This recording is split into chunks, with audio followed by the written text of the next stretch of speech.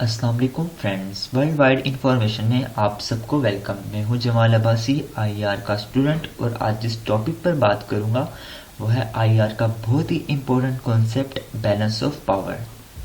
इसी तरह के मज़ीद कॉन्सेप्ट जानने के लिए इस चैनल को सब्सक्राइब कर लें। बैलेंस ऑफ पावर की तरफ बढ़ने से पहले हमें पावर के बारे में पता होना चाहिए, और पावर भी आईआर का बहुत ही इम्पोर्टेंट कॉन्सेप्ट है। ये रियलिज्म का कॉन्सेप्ट है, और रियलिज्म हमेशा बात करते हैं लस्ट ऑफ पावर की। ह्यूमन नेचर और स्टेट नेचर हमेशा सेल्फिश रही है। उनकी यही कोशिश होती है कि हमारे पास ज़्यादा से ज़्यादा पावर आए। So power is ability to influence some others action. हम किसी के एक्शंस पर अपना इन्फ्लुएंस डालें। That is the balance of, that is power. Now after the balance of power I am describing what is balance of power. Balance of power is an equilibrium of power among various nations.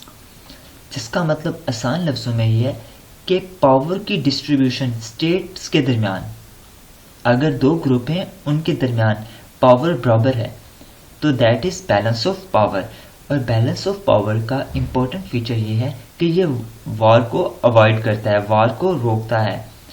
जब cold war हुई थी तो US और USSR के दरमियान balance of power था, इसीलिए वो वॉर हॉट वॉर में कन्वर्ट नहीं हुई। अब बैलेंस ऑफ पावर के 3 डायमेंशंस हैं। वो 3 डायमेंशंस कौन से हैं? Number 1 descriptive, number 2 explanatory, and number 3 परस्क्रिप्टिव। अब सबसे पहले हम डिस्कस करेंगे डिस्क्रिप्टिव।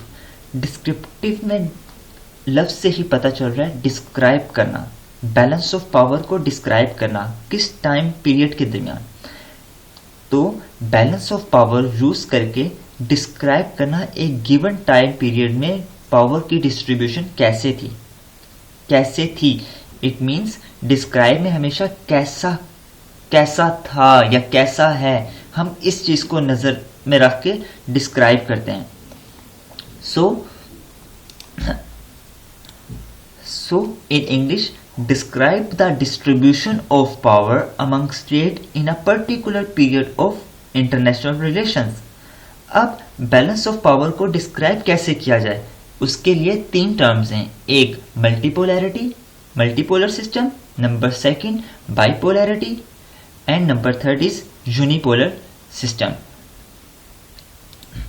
अब हम डिस्कस करते हैं कि मल्टीपोलर सिस्टम में बैलेंस ऑफ पावर कैसा था, और बाईपोलर में कैसा था, यूनिपोलर में कैसा था। मल्टीपोलर की हमारे पास एग्जांपल है वर्ल्ड वॉर 2 से पहले। वर्ल्ड वॉर 2 से पहले हर स्टेट अपने आप को कहता था कि मैं सुपर पावर हूँ। बहुत सी सुपर पावर उस टाइम एग्जिस्ट करती थी बिफोर वर्ल्ड वॉर 2। और जब बहुत ज़्यादा स्टेट एग्जिस्ट करें पावर की तरफ के, तो उसमें बैलेंस ऑफ पावर मेंटेन नहीं रहता, और एक वॉर का फिनोमेना एग्जिस्ट होता है और स्टेट्स के दरमियान वॉर होती है। क्यों? क्योंकि बैलेंस ऑफ पावर नहीं होता। बाईपोलैरिटी को देखा जाए तो वर्ल्ड वॉर 2 का टाइम पीरियड, जैसे ही वर्ल्ड वॉर 2 खत्म हुई तो 2 सुपर पावर का इमर्ज हुआ, यूएस और यूएसएसआर, वर्ल्ड वॉर 2 के एंड में। अब दोनों के दरमियान बैलेंस ऑफ पावर नहीं था, इसलिए वो एक कोल्ड वॉर की तरफ फिनोमेना गया। ठीक है, तो इट मीन्स बाईपोलैरिटी सिस्टम में तब भी बैलेंस ऑफ पावर अगर नहीं हो तो एक वॉर की तरफ हम लोग जा सकते हैं। फिर यूनिपोलर सिस्टम की बात की जाए तो यूनिपोलर सिस्टम पे हमारे पास एग्जांपल है जब कोल्ड वॉर ख़त्म हुई। कोल्ड वॉर ख़त्म हुई तो हमारे पास एक ही सुपर पावर बची जो थी यूएस। लेकिन अभी के टाइम पीरियड में बात की जाए तो हमारे पास वीक यूनिपोलर है। मतलब कि यूनिपोलर तो यूएस है, लेकिन अब वो काफ़ी हद तक कमज़ोर हो चुका है यूएस।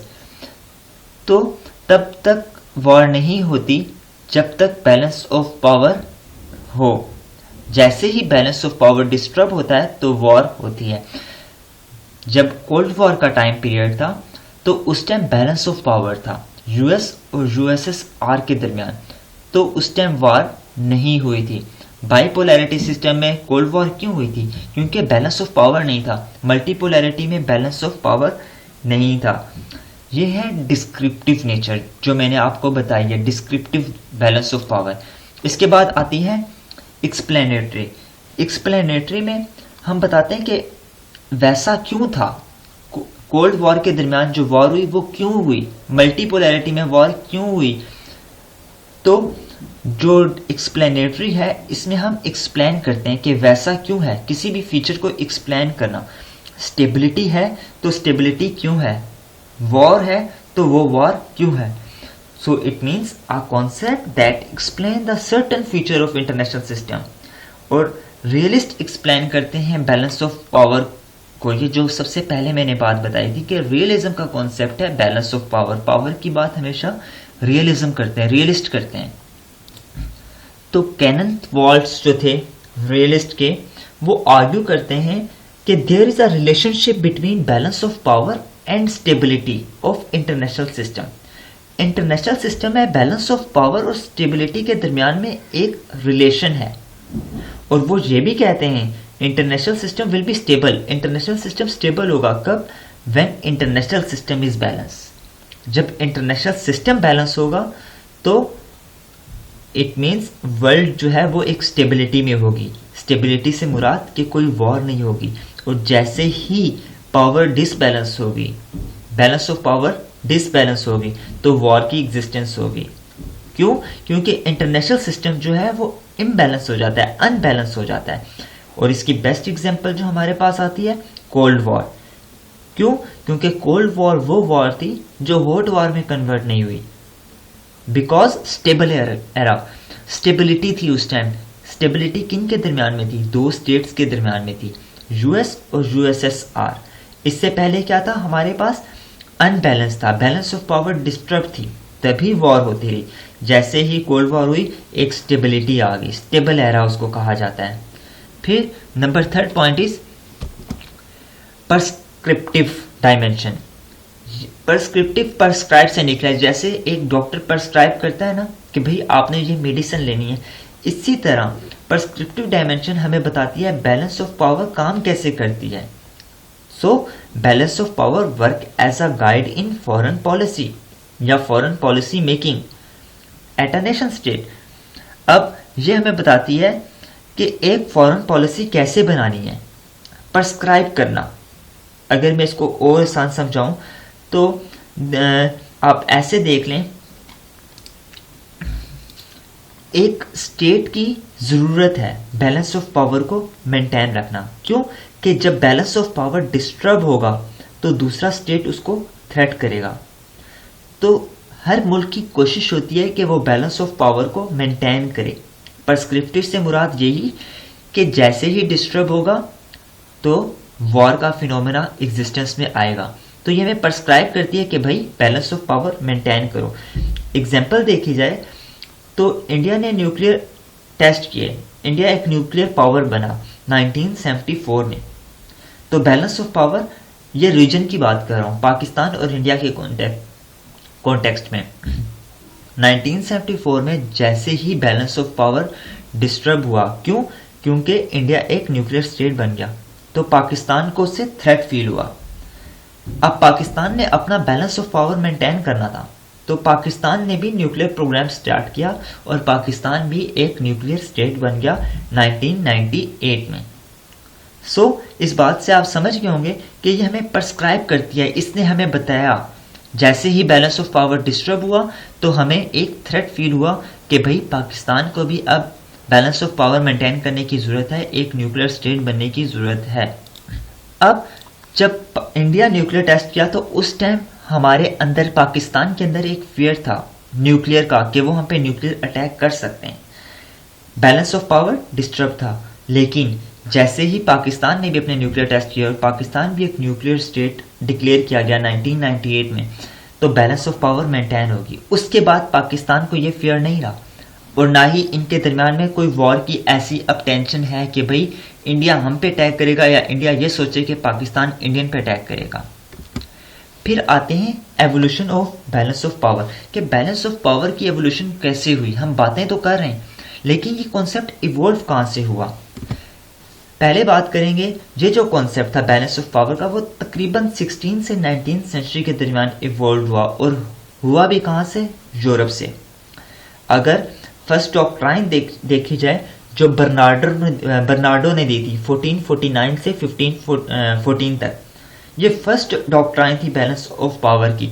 देन उसके बाद मिकावली ने दी। मिकावली की बुक का नाम है द प्रिंस, ये भी रियलिस्ट है, और 1467 से 1572 तक इसने ये बुक कंप्लीट की थी, और इसका टाइम पीरियड था 1467 से 1527 तक। उसने कहा he said advancement of another power going on, मतलब एक स्टेट अगर अपनी पावर को इंक्रीज कर रहा है तो दूसरा स्टेट वो ये फील करेगा कि मैं तबाह हो रहा हूँ। अगर इससे आगे बढ़ा जाए, 19th सेंचुरी का टाइम पीरियड देखा जाए, तो वॉर कब हुई? जब राइज ऑफ नेपोलियन, जब नेपोलियन का राइज हुआ। क्यों? जब नेपोलियन का राइज हुआ तो बैलेंस ऑफ पावर डिस्टर्ब हो गया, और ये बैलेंस ऑफ पावर को वापस मेंटेन करने की कोशिश की गई ताकि बैलेंस अब फ्यूचर में वॉर ना हो। नेपोलियन के राइज पे फ्रेंच रेवोल्यूशन भी हुआ था, याद रखिएगा। तो फिर कांग्रेस ऑफ वियना जो कि 1815 में साइन हुई, उसमें क्या फीचर था? इंपॉर्टेंट फीचर एक ही था उस ट्रीटी का कि बैलेंस ऑफ पावर को मेंटेन किया जाए। और वो बैलेंस ऑफ पावर कैसे मेंटेन किया था? फ्रेंच बहुत एक्सपेंड हो गया था, फ्रांस ने बहुत एक्सपेंशन की थी, फ्रांस को वापस कमज़ोर किया गया बाकी स्टेट के मुकाबले में, बाकी स्टेट्स जितने जितने थे। फिर इसके बाद हमें देखा जाए तो 20th सेंचुरी से पहले एक मोनो डॉक्ट्राइन भी थी। फिर आता है 20th सेंचुरी में भी बहुत टाइम वॉर हुई, और बहुत टाइम वॉर की काज क्या थी? बैलेंस ऑफ पावर की डिस्टर्बेंस। जैसे कि 20th सेंचुरी में इसको कहा जाता है स्ट्रगल ऑफ पावर। इसमें बहुत सी वॉर हुई एक पावर के लिए। अब 20th सेंचुरी में यूरोप जो था वो दो कैंप्स में डिवाइड हो गया था। स्टार्ट में first time balance of power 20th century में कब डिस्टर्ब हुआ? जब अलायंसेस बने। कौन कौन से? ट्रिपल इंटेंट और ट्रिपल अलायंस। ट्रिपल इंटेंट जो बना था वो 1907 में बना था, और फिर ट्रिपल अलायंस 1882 में बना था। और ट्रिपल इंटेंट में इंग्लैंड, फ्रांस और रशिया थे, और 1882 में जर्मनी, ऑस्ट्रिया, हंगरी और इटली ये स्टेट्स थे। जब इन्होंने अलायंस बनाया तो बैलेंस ऑफ पावर डिस्टर्ब हुआ, और वर्ल्ड वॉर 1 हुई, देन वर्ल्ड वॉर 2 हुई, और वर्ल्ड वॉर 2 से पहले का टाइम पीरियड जो था वो इंटर वॉर पीरियड का टाइम कहलाया जाता है। इंटर वॉर टाइम पीरियड का टाइम वो टाइम होता है जो वर्ल्ड वॉर 1 और वर्ल्ड वॉर 2 के दरमियान में हो। इसकी डेट 1919, क्योंकि 1919 में वर्ल्ड वॉर 1 ख़त्म हुई थी, 1919 से लेके 1939 तक। क्यों 39 इसलिए कि 39 के बाद वर्ल्ड वॉर 2 शुरू हो गई थी। इसके दरमियान जो था बैलेंस ऑफ पावर एक किस्म का डिस्टर्ब था, और जैसे ही बैलेंस ऑफ पावर डिस्टर्ब हुआ तो वर्ल्ड वॉर 2 राइज होगी। और बैलेंस ऑफ पावर जो इंटर वॉर पीरियड का टाइम था उसी में एक मैकेनिज्म राइज हुआ था जिसको कहा गया था कलेक्टिव सिक्योरिटी। और कलेक्टिव सिक्योरिटी क्या है उसका कॉन्सेप्ट मैंने यूनाइटेड नेशन की वीडियो में दे दिया था। अगर आपको नहीं मिला तो उसका लिंक इस डिस्क्रिप्शन पे मौजूद होगा। Thank you for watching.